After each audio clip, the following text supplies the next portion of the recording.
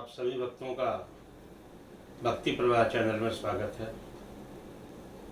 वैशाख महात्म की कथा को आगे बढ़ाते हुए 5वें अध्याय की कथा आज श्रवण करेंगे। बोलिए वासुदेव भगवान श्री कृष्ण की जय।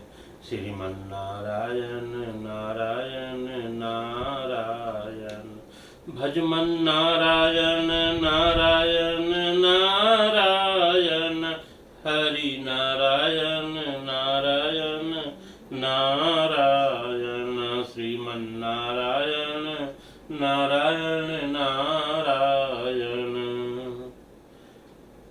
5वें अध्याय की कथा में नारद जी राजा अम्बरीश को बताते हैं कि वैशाख के महीने में केवल छत्रदान से एक हेमकांत नामक राजा का उद्धार हुआ। आइए हम हेमकांत की कथा सुनते हैं। नारद जी कहते हैं कि राजन, एक समय विदेहराज जनक के घर दोपहर के समय श्रुतदेव नाम से विख्यात एक श्रेष्ठ मुनि पधारे। वो वेदों के ज्ञाता थे। उन्हें देखकर राजा बड़े उल्लास के साथ उठकर खड़े हुए और मधुपर्क आदि सामग्रियों से विधि पूर्वक पूजा करके राजा ने उनके चरणोदक को अपने मस्तक पर धारण किया।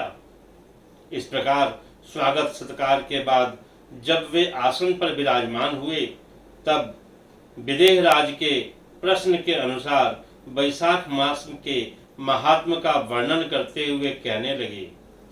श्रुतदेव ने कहा, हे राजन, जो लोग वैशाख मास में धूप से संतप्त होने वाले महात्मा पुरुषों के ऊपर छाता लगाते हैं, उन्हें अनंत पुण्य की प्राप्ति होती है। इस विषय में एक प्राचीन इतिहास का उदाहरण है। पहले वंग देश में हेमकांत नाम से विख्यात एक राजा हुए हैं। वे कुशकेतु के पुत्र, परम बुद्धिमान और शस्त्रधारियों में श्रेष्ठ थे। एक दिन वे शिकार खेलने में आसक्त होकर एक घने जंगल में जा घुसे। वहां अनेक प्रकार के हिरण और बारह आदि जंतुओं का शिकार करके जब वे थक गए, तब दोपहर के समय वो मुनियों के आश्रम पर आए। उस समय आश्रम पर उत्तम व्रत का पालन करने वाले शतार्ची नाम वाले ऋषि समाधि लगाए बैठे थे, जिन्हें बाहर के कार्यों का कुछ भी भान नहीं था। उन्हें निश्चल बैठे देखकर राजा को बड़ा क्रोध हुआ और उन्होंने उन महात्माओं को मार डालने का निश्चय किया। तब उन ऋषियों के 10,000 शिष्यों ने राजा को मना करते हुए कहा, ओ खोटी बुद्धि वाले नरेश, हमारे गुरु लोग इस समय समाधि में हैं। बाहर कहाँ क्या हो रहा है इसको वे नहीं जानते, इसलिए इन पर तुम्हें क्रोध नहीं करना चाहिए। तब राजा ने क्रोध से शिष्यों से कहा, हे ऋषि कुमारों, मैं मार्ग से थका मांदा आया हूँ, अतः तुम ही लोग मेरा आतिथ्य करो। राजा के ऐसा कहने पर वे शिष्य बोले, हे राजन, हम लोग भिक्षा मांगकर खाने वाले हैं। गुरुओं ने हमें किसी के आतिथ्य की आज्ञा नहीं दी है। हम सर्वथा गुरु के अधीन हैं, अतः तुम्हारा आतिथ्य कैसे कर सकते हैं। शिष्यों का यह कोरा उत्तर पाकर राजा ने उन्हें मारने के लिए धनुष उठाया और कहा, मैंने हिंसक जीवों और लुटेरों के भय आदि से जिनकी अनेकों बार रक्षा की है, जो मेरे दिए हुए दान पर ही पलते हैं, वे आज मुझे ही सिखाते हैं। ये मुझे नहीं जानते। ये सभी कृतज्ञ और बड़े अभिमानी हैं। इन आतताइयों को मार डालने पर मुझे कोई दोष नहीं लगेगा।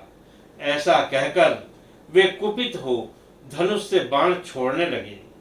बेचारे शिष्य आश्रम छोड़कर डर से भाग चले। भागने पर भी हेमकांत ने उनका पीछा किया और 300 शिष्यों को मार गिराया। शिष्यों के भाग जाने पर आश्रम पर जो सामग्री थी उसे राजा के पापी सैनिकों ने लूट लिया। राजा के अनुमोदन से ही उन्होंने वहां इच्छा अनुसार भोजन किया। फिर दिन बीतते बीतते राजा अपनी सेना के साथ अपने नगर को वापिस आ गए।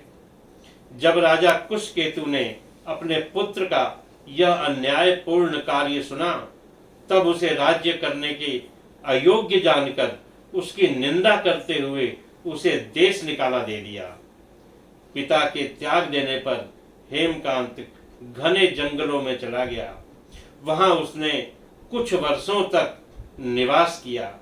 ब्रह्म हत्या का जो पाप था वह सदा उसका पीछा करता ही रहता था, इसलिए वह कहीं भी स्थिर पूर्वक नहीं रह पाता था। इस प्रकार नारद जी ने राजा अम्बरीश से कहा कि हे राजन, ये 5वें अध्याय की कथा यहीं समाप्त होती है। बोलिए वासुदेव भगवान श्री कृष्ण की जय।